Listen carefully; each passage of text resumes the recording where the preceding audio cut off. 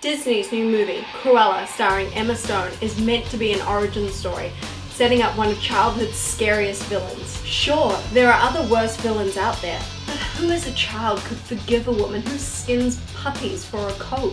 If we make this coat, it would be as if I were wearing your dog. However, as an adult, I am well aware that leather is a common and everyday item, albeit not made from dogs. Come. I could temporarily entertain the idea that someone who skins puppies for a coat could maybe possibly have a sad origin story. Maybe she isn't so crazy as I was led to believe.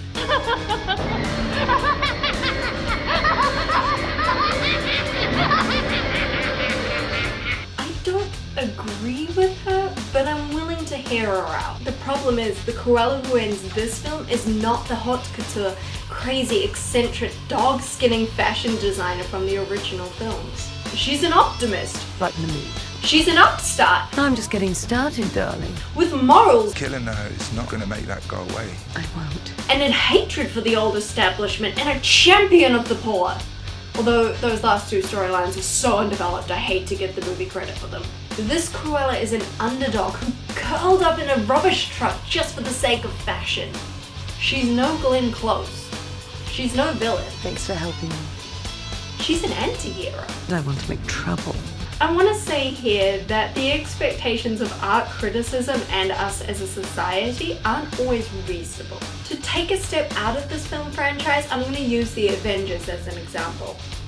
When we go to see a Marvel film, we are expecting a story that continues the storylines of the other characters. We're expecting a movie that works as part of a universe, a single jigsaw piece in a puzzle with a complete work of art painted on it. We expect to see characters that we know and love from the comics act in canon with those comics, while also giving us new facets of their personality to explore and divulge and develop. That is a lot to expect.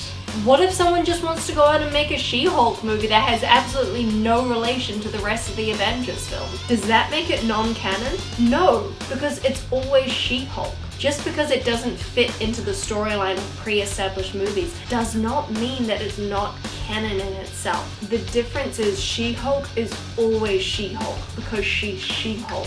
Similar to how Maleficent is still Maleficent even though the end of the story has been changed. She's still the same character. It's just that we've heard one storyline and then somebody else has come along and said, actually, this is the storyline. But Cruella?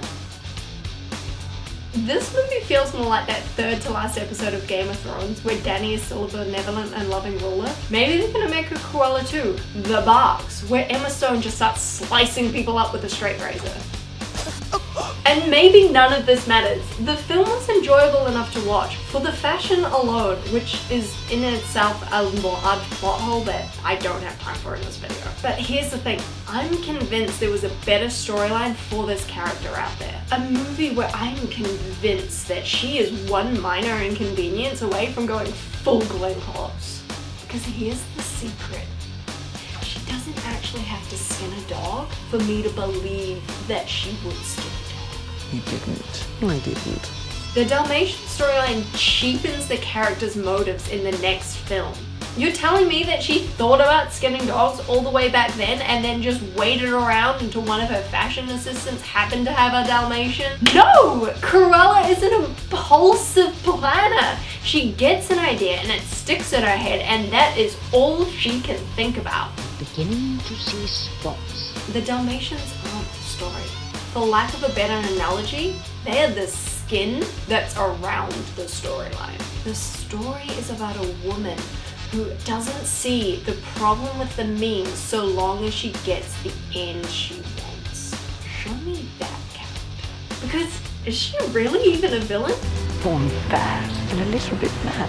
Or just a victim of workplace harassment and theft of IP, which is actually legal. Check your employment contract. Yeah, workplaces can really do that. Check your contracts. What I'm trying to establish here is that Cruella isn't actually a villain. She's given every reason to be a villain, or more aptly, just a bitch. This whole movie just gives me really bad vibes. The Baroness is obviously a bitch. Aside from the murders, everything else she does isn't villainous. It's just antagonistic. And the difference is big. Villains want pain and suffering.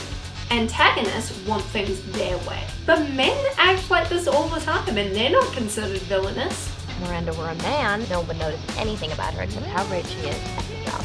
But this is a whole other video essay in and of itself. Cruella spends most of the film just doing vaguely annoying things to this woman, even though she knows she murdered her mother. You're telling me Cruella saw this woman murder her mother and the worst thing she can think to do to her is upstage her?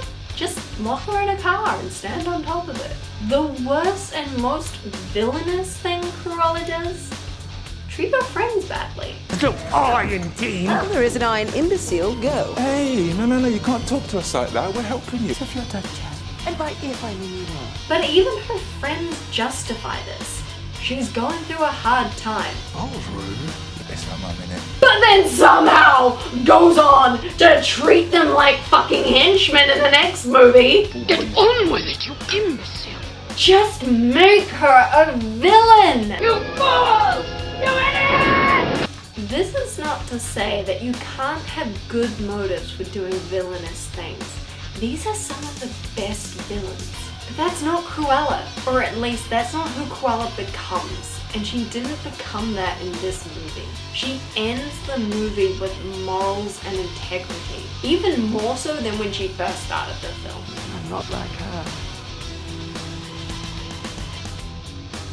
I'm better. All I'm trying to say is, I wish this movie had been a tragedy. I wish it had been like a PG-13, like softcore horror film about a woman who had a dark side to her, who constantly fought to keep it down, but life just kept pushing her and pushing her until she snapped, and then nothing and nobody mattered to her anymore. This isn't a villain origin story after all. Unlike Maleficent, which retells a story that we know and gives us new facts, this story needed to lead into the next films to justify the namesake. But even though it's not rated family friendly, it still has to have that happy ending. Because Disney. I feel like Disney's just kneecapping themselves. They're trying to enforce that every movie, even ones that aren't princess stories, fit into that princess mold.